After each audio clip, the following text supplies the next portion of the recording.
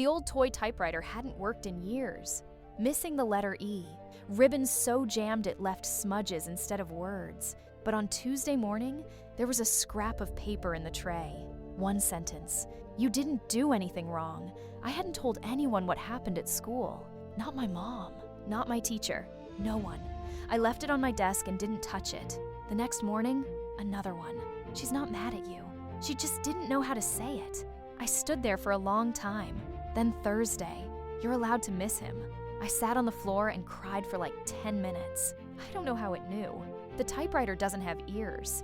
It doesn't have Wi-Fi. It barely even has keys. But every single one landed exactly right. Like something had been reading the quiet parts of me, the parts I didn't have words for yet, and it gave them back.